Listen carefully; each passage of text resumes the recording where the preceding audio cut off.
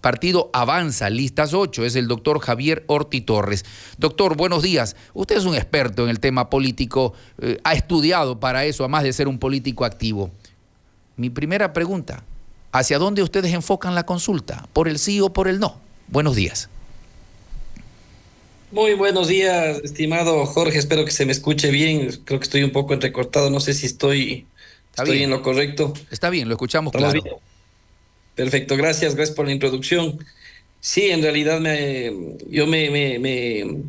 considero un político profesional, es decir, no solamente un activista, sino un estudioso de la política que aplica los conocimientos en la práctica y en la militancia política. El Partido Avanza tomó una postura partidista consensuada y por supuesto una postura clara, no ambigua. 11 veces sí, fuimos inscritos, nos inscribimos en la campaña para la consulta popular, estamos haciendo vocería en ese sentido y claro, respondiendo a su pregunta, Jorge, ¿por qué sí? Porque el Ecuador requiere herramientas jurídicas reales para erradicar los problemas de inseguridad y poco a poco, por supuesto, ir atacando los temas de desempleo y de inseguridad jurídica. Estamos totalmente conscientes que las 11 preguntas no van a cambiar de manera inmediata los destinos del Ecuador, pero sí serán herramientas jurídicas fundamentales que servirán para transformar esa política pública temporal en los temas de seguridad que se ha estado implementando a través de los estados de excepción en una política pública permanente. Es decir, que nuestras Fuerzas Armadas y Fuerzas del Orden tengan las herramientas jurídicas necesarias para, por supuesto, interferir en los temas de inseguridad. Así que esa es nuestra postura, estimado Jorge, y por supuesto muy abierto en ir dialogando en cada una de las preguntas. Perfecto, doctor Javier Orti, buenos días. Lenin Escobar le saluda. Y dentro de aquello, bueno, hemos escuchado a ustedes sobre la postura del Movimiento Avanza en apoyar a las 11 preguntas con el sí. Pero se ha generalizado y hemos escuchado a algunos actores políticos todo enfocar de la consulta en el tema de materia de seguridad. Pero hay algunas preguntas, algunas interrogantes, dudas que incluso quedan en el pueblo ecuatoriano, y ahí ha sido el movimiento indígena, la Federación de Trabajadores y demás otros gremios que han manifestado una preocupación en cuanto al tema de la contratación por horas y al tema también del arbitraje internacional. ¿Ustedes qué criterio tienen en esas dos interrogantes? No, vamos puntualmente primero por la contratación por hora. Con gusto, Lenin, y con gusto, Jorge. Creo que no sé si se cortó un poquito. Bueno, estamos escuchándolo. Gracias. Con mucho gusto. A ver, para mí el tema de la contratación por horas no es tan difícil de argumentar. Ya hemos evidenciado que en el Ecuador existe la contratación por horas, pero no está legislado. Ya existe. Ustedes pueden revisar las redes sociales como, por ejemplo, trabajadoras todo lo que significa trabajadoras del hogar, empleadas domésticas, ofrecen sus servicios por horas simplemente contra una factura. Una factura que no tiene inclusión en temas de seguridad social, en temas de beneficios de ley, que de acuerdo a los anexos de esta pregunta sí se las incluye. Obviamente todavía no se ha calculado cuál va a ser el valor en realidad de esta hora. Hay varias hipótesis y varios cuestionamientos desde el Ministerio de Relaciones Laborales. Pero por supuesto que ya en el mundo, en el mercado, en el mundo laboral, sí, hay mucha gente que está ofertando sus servicios por horas, sí, no necesariamente una relación de dependencia como la que nosotros estamos acostumbrados, ¿no? Por supuesto que son legítimas las preocupaciones que tienen ciertos sectores sobre esta pregunta.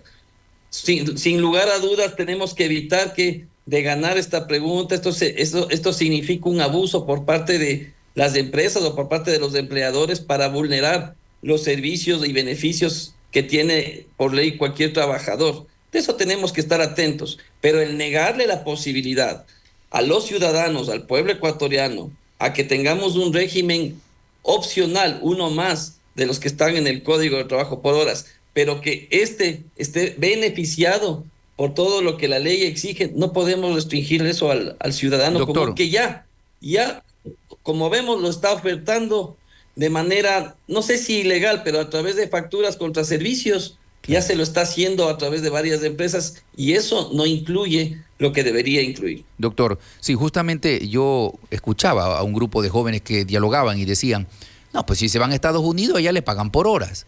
Pero yo les decía, es que en Ecuador está normado y legislado de que no existe el contrato por horas, que la Constitución no lo admite. ¿No es una regresión de derechos? Una regresión de derechos sería eliminar las anteriores formas de contratación y enfocarnos única y exclusivamente al tema de horas. Aquí se está aumentando una modalidad más, pero con los beneficios de ley. O sea, el tema es claro. No se está diciendo te voy a pagar tanto por una hora y punto. Tiene que haber seguridad social, tiene que haber un sinnúmero de requisitos que se tienen que cumplir, por supuesto, y eso está dentro de los anexos. Y esto también puede dinamizar un poco la economía, porque poco a poco tenemos que irnos adaptando a otro tipo de régimen de globalización, los temas digitales. Nuestros jóvenes hoy por hoy ya no quieren tener en su mayoría una relación de dependencia fija, quieren también trabajar desde su hogar. Hay un sinnúmero de fenómenos a los cuales tenemos que irnos adaptando.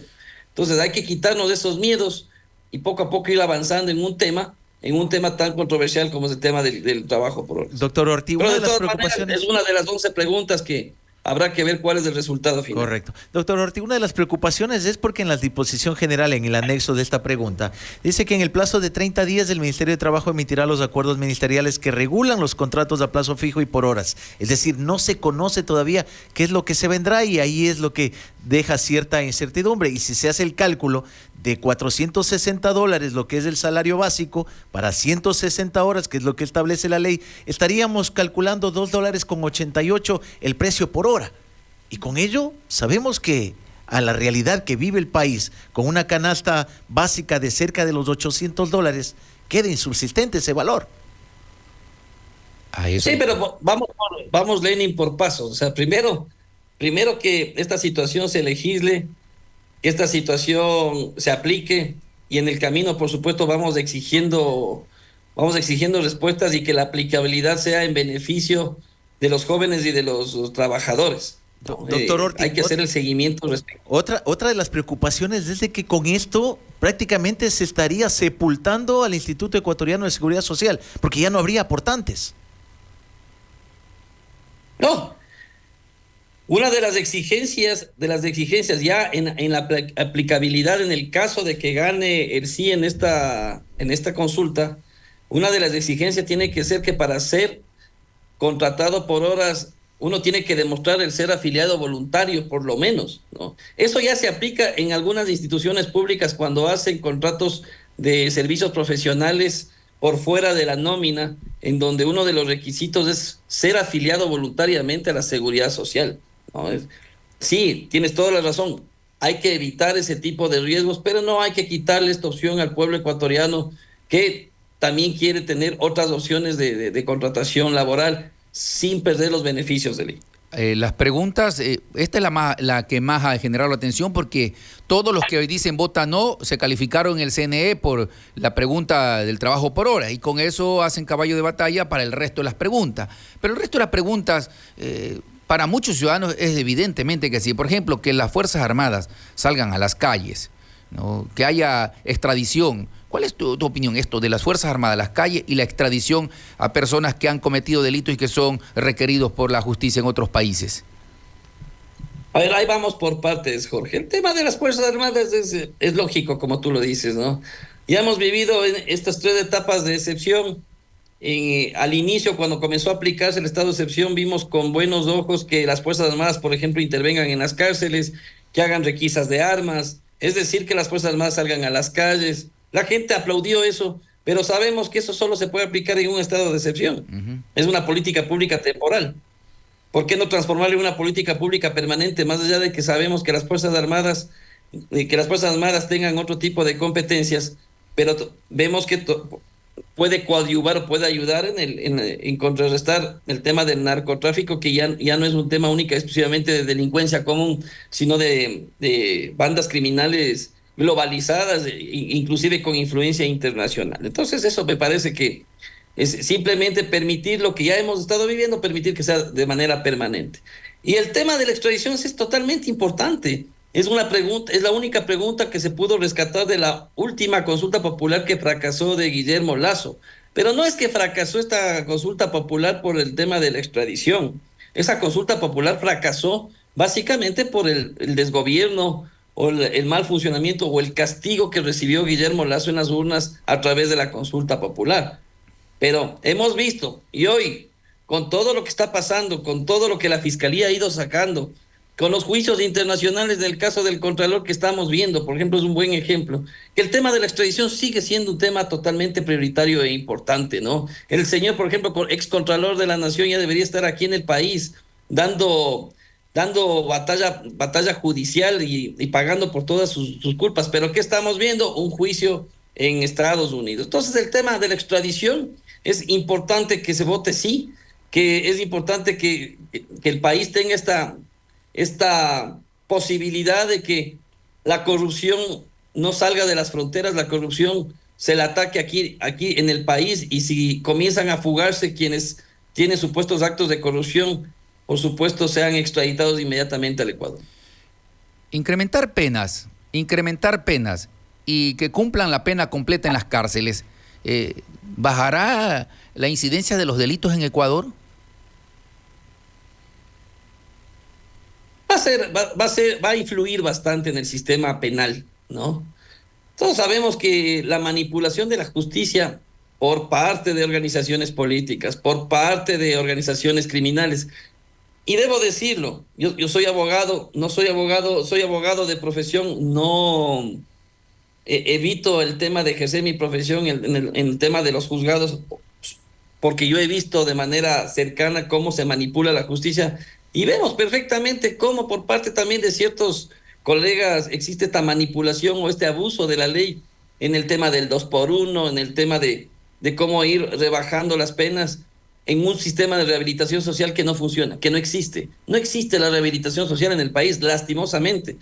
Y con esta pregunta, en algo se podrá aplacar, pero yo insisto, el Ecuador necesita una reforma judicial profunda, no solamente a través de una consulta popular, desde cero. Y esperemos que en un futuro esto lo podamos tratar más profundamente. Perfecto. Doctor, en cuanto a las preguntas de la enmienda constitucional, la pregunta 3 en el casillero D, dice, ¿está usted de acuerdo que el Estado ecuatoriano reconozca el arbitraje internacional como método para solucionar controversias en materia de inversión, contractuales o comerciales? ¿En qué beneficia al país? ¿Nosotros tenemos quizá inversiones en el exterior que habría que precautelar o lo contrario? Yo pienso que lo contrario, Lenin. ¿Y por qué apoyar claro sí? Lenin, es totalmente evidente y claro que el Ecuador no es atractivo para la inversión extranjera. O sea, si ponte en el lugar de los zapatos de un inversionista internacional. Si vemos que en el Ecuador se manipula la justicia, si vemos que en el Ecuador no existe claridad y seguridad jurídica, no van a invertir nunca en el Ecuador. Si vemos que en el Ecuador no existen condiciones jurídicas para invertir, no van a venir nunca los inversionistas. Pero doctor, ¿por qué apoyar? ¿Por qué apoyar? Porque de aprobar el sí nos estamos metiendo un autogol con $4,000 millones de pagar a Chevron. Lo que pasa es que se ha encasillado única y exclusivamente en este caso el tema del arbitraje internacional. Y pueden tener razón, eso ya lo veremos en un futuro. Sin embargo, definitivamente el Ecuador no es atractivo internacionalmente para el tema de la inversión acá en el Ecuador. Está totalmente claro. No tenemos un régimen laboral conveniente para la inversión extranjera, no tenemos una justicia totalmente objetiva y clara y fuera de la corrupción para la inversión extranjera. No tenemos condiciones para ofrecerle al mundo para que vengan y contribuyan en el Ecuador. Mientras tanto vemos otros países que sí lo tienen, ¿sí? Como Costa Rica, por ejemplo, y han sido beneficiados por la inversión extranjera de un sinnúmero de empresas que han dado trabajo y, por supuesto, prosperidad a un país. Entonces, no metamos, no encasillemos las preguntas de la consulta o de la consulta popular o del referéndum 2024 en casos puntuales que no viene a ser la generalidad del asunto. Hay que hacer un análisis totalmente general de qué es lo que más le conviene al país, no para en un caso puntual beneficiar a ciertos actores. Otra de las preguntas y también que me genera cierta duda, cierta preocupación, es en las preguntas de la consulta popular, Casillero J, pregunta 5. ¿Está usted de acuerdo con que las armas, sus partes o piezas explosivos, municiones o accesorios que fueron instrumentos o objeto material de un delito puedan destinarse al uso inmediato de la Policía Nacional o las Fuerzas Armadas? Conocemos cómo se lleva el proceso del portal de compras públicas aquí en el Ecuador, que hemos conversado con varias autoridades, alcaldes, prefectos, y que genera mucho tiempo en el tema de la contratación de la compra. La misma Policía Nacional todavía no puede hacer uso de las municiones que compraron años anteriores. Al momento de que se utilizan estas armas que se recupera de los grupos delictivos, se acaban las municiones y el Estado ecuatoriano tiene que hacer las compras. ¿Cómo va a realizarlo? Otra de las cuestiones, ¿qué tal si ese armamento está judicializado en materia de delito de sicariato? ¿No es contravención en aquello? No, a ver, vamos realmente a la práctica, estimado Lenin, vamos a la práctica. Y ahí sí puedo decir en conocimiento de causa, porque alguna vez tuve la oportunidad de ser director de compras públicas de una entidad pública. Y en realidad nuestro sistema de compras públicas es una burocracia impresionante, ¿no? Este sistema implementado, esta plataforma implementada para gestionar las compras públicas es realmente confuso para tanto proveedores como para administradores públicos, aparte de lo demoroso, porque una cosa es una licitación que lleva años y otra cosa también son las contrataciones directas, ¿no? Entonces, en el tema de contratación pública creo que estamos todos claros que no es un sistema lo más eficiente posible, ¿no? Y es totalmente confuso y cuya reglamentación es totalmente confusa. Pero yendo al caso de la pregunta que me están preguntando, estamos viendo pues el déficit de armamento que tienen las fuerzas del orden. O sea, no es posible que hoy por hoy la policía solo pueda utilizar las armas y municiones que entran a través del servicio de compras públicas. O sea, hay policías que están sin armamento, hay destacamentos y unidades policiales sin armamento, mientras tanto en las bodegas de la policía hay armamento incautado a las bandas delincuenciales que por ley no se los puede utilizar. Entonces, se debe permitamos eso y en el camino vamos reglamentando, por supuesto, esta situación. Doctor. En el camino vamos reglamentando que se registren estas armas, de que las armas tengan un registro, de que estas armas incautadas, por supuesto, inclusive sean refaccionadas. Es decir, demos esa permisividad. Y por supuesto, si son armas que requieren otro tipo de munición, eso se tiene que justificar y solicitar al mismo portal de compras públicas en su momento, pero de entrada, doctor, permitamos, o sea, abramos el camino, claro, a través de la enmienda o de la consulta popular en este caso, y en el camino vamos reglamentando el uso de estas armas incautadas. Doctor, en la pregunta K, en la pregunta 6 de la consulta dice: ¿está usted de acuerdo que el Estado ecuatoriano proceda a ser el titular propietario de los bienes de origen ilícito e injustificado, simplificando el procedimiento de la Ley Orgánica de Extinción de Dominio? Siempre fue una polémica en la Asamblea la Ley de Extinción de Dominio, porque mientras la Asamblea se discutía el tema, los jueces devolvían bienes a quienes habían ya cumplido penas, sentenciados por enriquecimiento, pero le devolvían los bienes. O sea, cumplían una pena, pagaban algo y después recuperaban sus bienes y seguían disfrutando lo indebido. ¿Cómo le ve? Es totalmente lógica la pregunta. Y es injusto que ya cuando tenemos sentencias ejecutariadas por caso de peculado, cohecho, por todos los casos de corrupción, los bienes terminan siendo recuperados por quienes lo adquirieron de manera ilícita. No, esos bienes inmediatamente tienen que ser incautados y en este caso ya en la práctica tienen que ser manejados, en este caso me parece por la Secretaría Inmobiliar, que es la Secretaría que gestiona los bienes públicos, pero por supuesto yo no veo cuál es el lío, el problema en una pregunta totalmente lógica en donde se está permitiendo que los bienes que vienen de manera ilícita por ciertos casos de corrupción, narcotráfico y demás no sean incautados inmediatamente por el Estado ecuatoriano. Casos han existido. Recuerde usted el caso de Reyes Torres, que al final del día se trató de recuperar sus bienes. Ese es un caso, el mejor ejemplo. Creo más que, cerca, el de Daniel Salcedo, hace poco le devolvieron bienes después de que se demostró la acción indebida que llevaba Daniel Salcedo. Y mire, le devolvieron bienes, un juez de Quevedo le devolvió. A eso me refiero, pues sortean la justicia, viene el 2x1, manipulan la justicia, se burlan, regresan y siguen viviendo de los bienes mal habidos. Entonces, eso también genera corrupción. Doctor Ortiz, ¿cómo no vamos a apoyar la pregunta en ese sentido? Perfecto, doctor Ortiz Torres, hemos analizado ya partes, algunas interrogantes de la consulta popular. De manera general, ¿usted cómo evalúa el actual gobierno del presidente Daniel Noboa? Con varias situaciones que se han presentado y algunos califican de que este tema de la consulta popular nada más es para medir su nivel de aceptación para ver si participa en una reelección para el 2025. ¿Qué opinión tiene usted? Mira, Lenin, comenzando por el final, lastimosamente todas las consultas populares en la historia de este país, sobre todo a partir del retorno de la democracia, han sido utilizadas políticamente para medir la legitimidad y medir la aceptación que tiene A o B gobierno. Lo vivimos recién en el gobierno de Lasso, como ciertas preguntas como el tema de la extradición se desperdiciaron, una consulta popular botada a la basura por su mal gobierno y por su mala calificación y mala gestión. Del gobierno de Noboa lo que te puedo decir es que ha tenido aciertos y ha tenido errores. Así como ha tenido decisiones contundentes, también ha tenido decisiones a las cuales hoy por hoy le puede también ir costando una reelección. Una cosa es con violín y otra con guitarra. Una cosa es ofrecer en campaña electoral cualquier situación y otra cosa es sentarse en Carondelet y administrar un país, como digo yo. Nosotros en campaña electoral, por quedar bien con el electorado, podemos ofrecer lo que sea.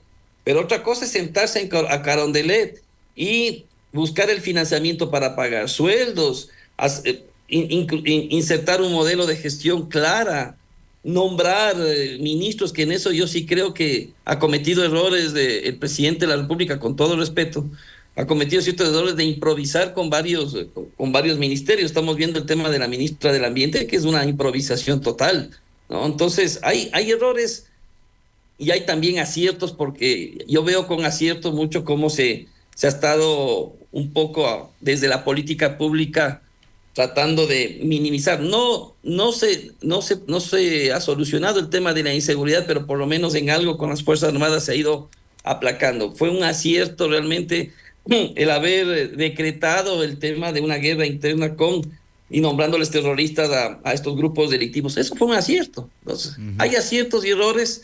El pueblo ecuatoriano sabrá cómo califica esto. Desde mi... Bueno, ahora sí tuvimos algún inconveniente con el internet. Bien. Son Pero las 8 de la mañana. Diálogo, ¿no? Sí, una persona que conoce del tema, y eso es lo importante. ¿Se nos cortó la señal con el doctor Ortiz? Y bueno, y esa es la responsabilidad que tenemos nosotros como medio de comunicación. Yo tenía para una que pregunta adicional que plantearle, pero bueno, se nos cortó la señal ya con el doctor. Pero un análisis muy amplio, que permite poder... Criterioso, sobre todo. Exacto, ¿no? Entonces, eso es lo que se quiere, ¿no? Y ojalá podamos así entrevistar durante esta semana a muchos más que puedan enfocar este tema. Estábamos haciendo el contacto con el director nacional de Suma también, Guillermo Celi. Guillermo Celi, de Manabí. Entonces, vamos a ver si en los próximos días podemos conectarnos con él. Son las 8 de la mañana con un minuto, que las entrevistas le permita al ciudadano hacer su propia evaluación de por qué votar sí, de por qué votar no en la consulta popular. Y para ello dialogamos con líderes nacionales, como lo hemos hecho el día de hoy. Mañana estaremos también con importantes invitados. Ya cerramos